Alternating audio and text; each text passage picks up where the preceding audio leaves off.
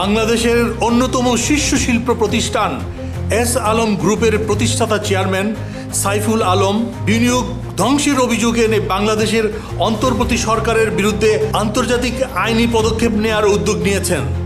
British গণমাধ্যম the financial Times এই খবর জানিয়েছে, কিন্তু এই বিষয়ে বাংলাদেশ ব্যাংক রয়েছে নীরব। প্রতিবেদনে বলা হয়েছে, দেশটির সাবেক প্রধানমন্ত্রী শেখ হাসিনা ক্ষমতাচ্যুত হওয়ার পর বর্তমান সরকার তার সম্পদ জব্দ ও বিনিয়োগে হস্তক্ষেপ করায় তিনি আর্থিক ক্ষতির শিকার হয়েছেন।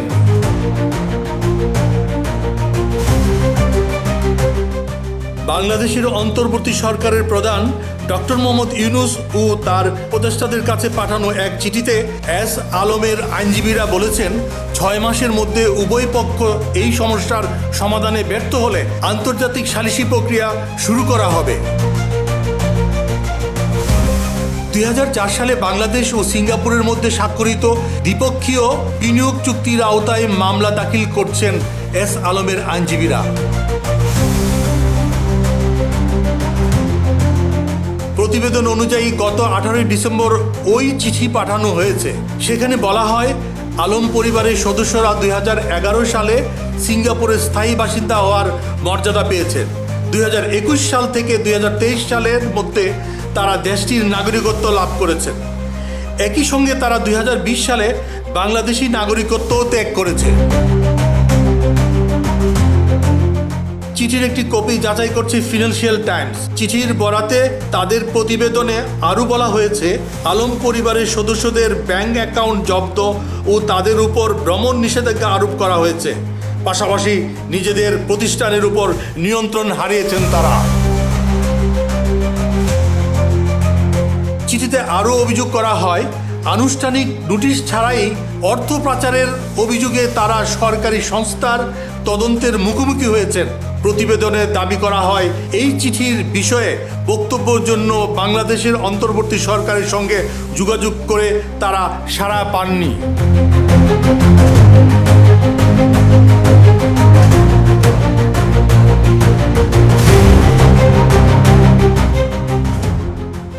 সাবেক IMF কর্মকর্তা ও শেখ হাসিনার দেশ ত্যাগের পর বাংলাদেশ ব্যাংকের গভর্নর হিসেবে দায়িত্বপ্রাপ্ত আহসান মনসুর অক্টোবরে ফিনান্সিয়াল টাইমসকে বলেছেন, প্রভাবশালী সামরিক গোয়েন্দা সংস্থার সদস্যদের সহায়তায় সাইফুল আলম তার সহযোগী ও অন্যান্য গোষ্ঠী শীর্ষস্থানীয় ব্যাংকগুলো দখল করে ব্যাংকিং ব্যবস্থার বাইরে অর্থ পাচার করেছেন।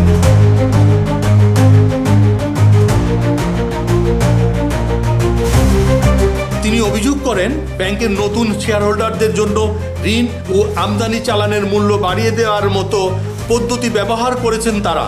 এটিকে আন্তর্জাতিক মান অনুসারে ব্যাংক লুটের সবচেয়ে বড় ঘটনা উল্লেখ করেছেন তিনি। অবশ্য এই অভিযোগগুলো ভুয়া বলে উড়িয়ে দিচ্ছেন এস আলম গ্রুপ। বাংলাদেশের খাদ্য, নির্মাণ, পোশাক ও ব্যাংকিং সহ বিভিন্ন খাতে জড়িত রয়েছে এই প্রতিষ্ঠানটি। বাংলাদেশ ব্যাংকের এক মুখপাত্র বলেছেন, এই বিষয়গুলো তদন্ত চলছে, তাই বাংলাদেশ ব্যাংক যে কোনো মন্তব্য করতে বিরত রয়েছে। মনিরুজ্জামান তুহিনের তথ্যচিত্র এবং পাণ্ডুলিপিতে সৈয়দ তারেক হাসান, বাংলাবাজার পত্রিকার ডিজিটাল।